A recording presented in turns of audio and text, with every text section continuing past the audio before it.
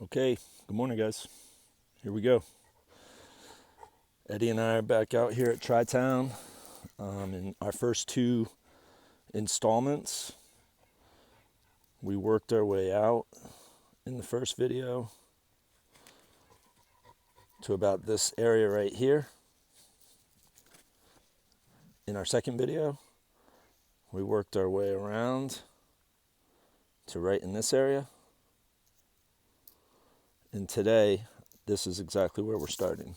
Okay, just headed up the yellow trail, came through, worked my way up, got to this point right here, which is where we left off. So what we're going to do today is work our way over to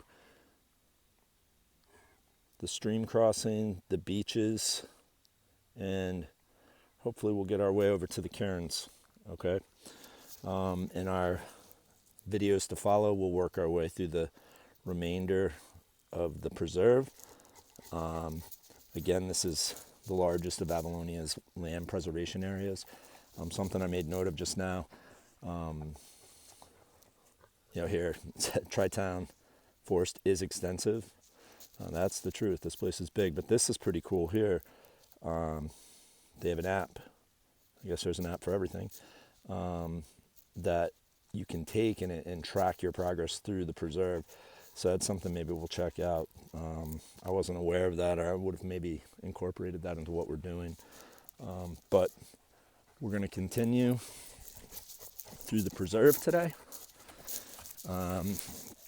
This is, again, this place, if you were to just track the blue trail, which is what I'm on right now, it's actually the blue and yellow trail, and do it continuous, it's over 5 miles. That's a good day of hiking. That'll take you hours if you're walking, with all the elevation change. I have come out and done that.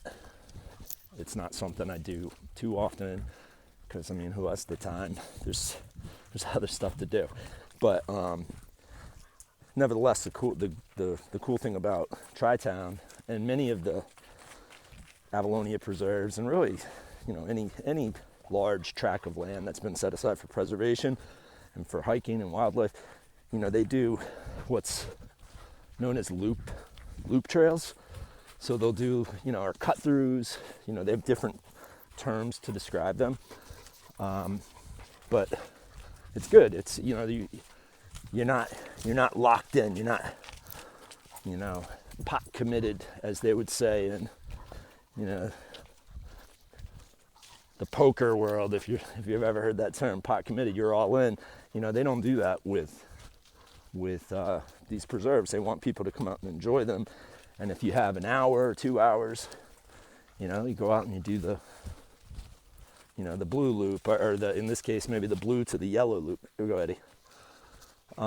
Something here I'll make note of, which I think is pretty cool, and Avalonia does a fantastic job of this, is they build these little bridges and little structures, because it's not obvious right now. Look at you, Eddie, nice job. But we can assume that water crosses through here, the stream crossing, at different times of year. So maybe at a later point, if we, really kind of get caught up on our rainfall, because we have sort of been in drought conditions for the last several months. But if, and definitely in the wintertime, but at, periods of a lot of rain, there's going to be a stream running through here. So Avalonia, they do a great job of building these little structures, because what they don't want is they don't want people like venturing too far off the trail to get around water, and wearing out,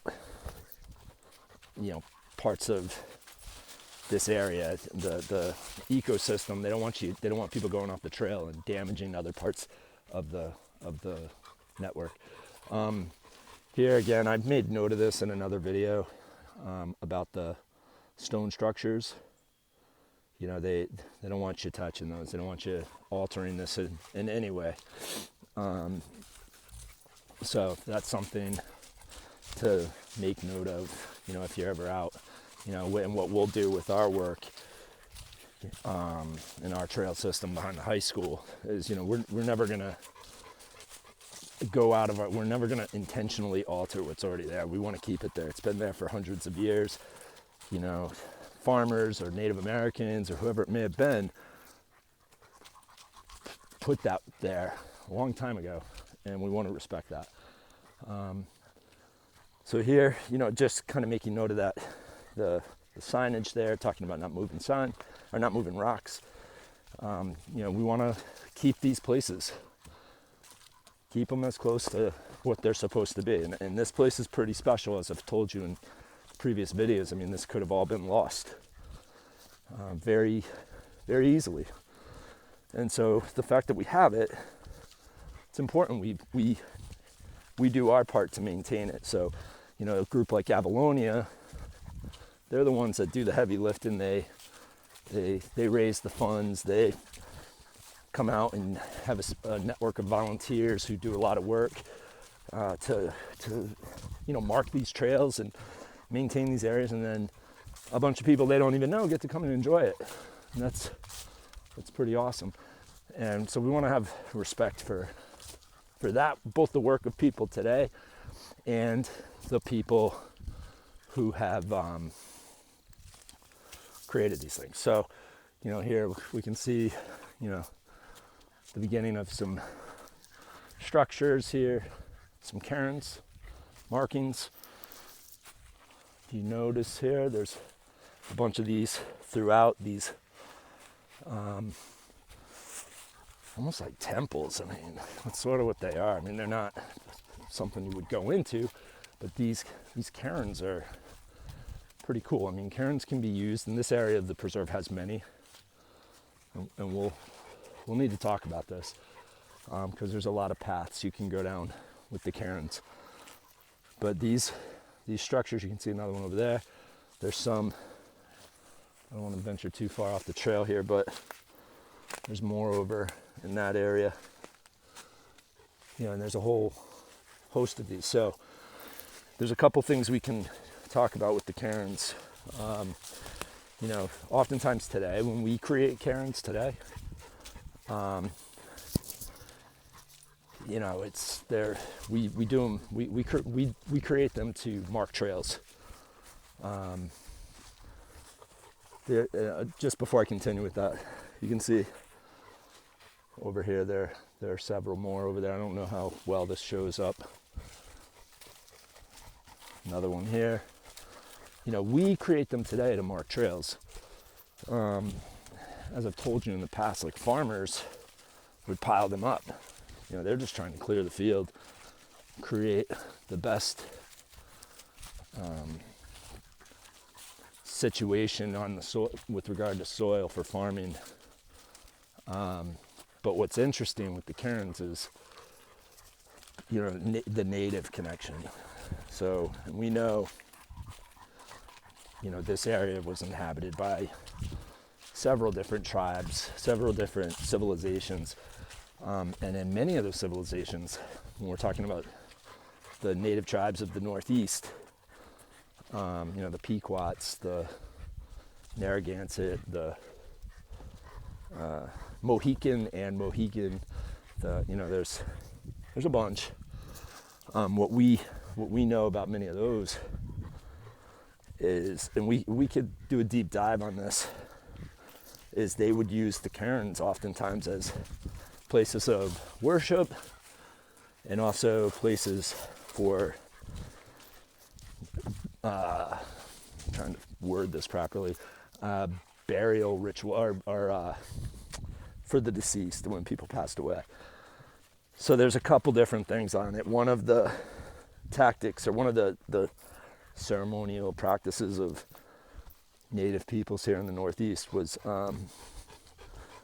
creating a cairn as a burial spot. And what, you know, in many cases having this like strong connection to nature, they believed in a return to nature, you know, kind of we're all in this together kind of approach, you know, as the native people, their close connection and reliance upon nature for food and sustenance, you know, they sort of had that connection of returning to nature. So the cairns oftentimes would be used mud as a place to place the deceased, and that person could be placed there. It could be a location. They would then, at that location, that would be sort of their final resting spot. But it was also a place where nature would do its thing, you know, in terms of returning it to nature without getting too morbid. So, you know, we could talk more about that in class, so I could explain it in more delicate terms rather than try to do it on a video while I'm walking through the woods. But we know that, so we can explore that a little bit more, because those places are still now present here in the woods. So it's kind of, I think it's important that those places are respected, and Avalonia certainly does that with their signage, kind of telling us that, like, hey, don't go messing with this stuff. You know, let's protect these areas. One final note for this video.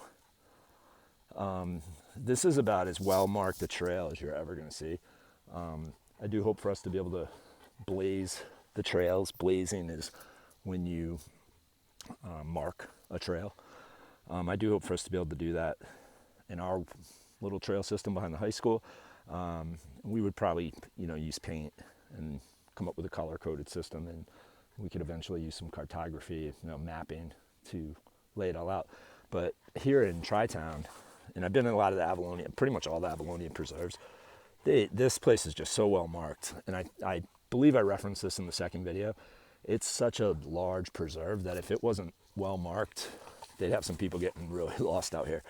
But you can see they kind of went permanent here. I mean, this tree is going to continue to grow, so they'll have to adjust as that happens. But they can, you know, these markings are, they're not going to have to come out here and repaint that. They might have to relocate that marker. But this is a good example of how you would mark a trail. You know, if you put a mark on one side, you want to make sure you have that thing marked on the other, because there's a reason for it. There's some sort of change. Like, I'm at a crossroads here. Yellow continues this way. Yellow and blue continue that way, the way I just came. And the blue trail goes that way. And that's the way we're going to continue as we make our next video. And then here, yellow, you go left. Blue, you go right. So if you were to come out here and you take a photo of the map, which is something I would recommend you do, you can then, you know, find where you're at, you know, at the intersection where you're at, which is great, especially if you're in a large place. Like, if you get into, you know, a preserve like this, or into like national forest or a national park, you know, where you really could get out there. It might take days to do a hike. You know, you want to know where you're at. So with that, I'm going to sign off. Eddie's having a good time. He loves coming out here, making these videos. This is like his favorite place to be. When I pulled up today, he was chomping at the bit, trying to jump out the window to get started. So we'll keep making these. I think we're going to do 1 or 2 more videos here at Tri-Town. And, you know, hope you guys can get out here. All right, I'll talk to you.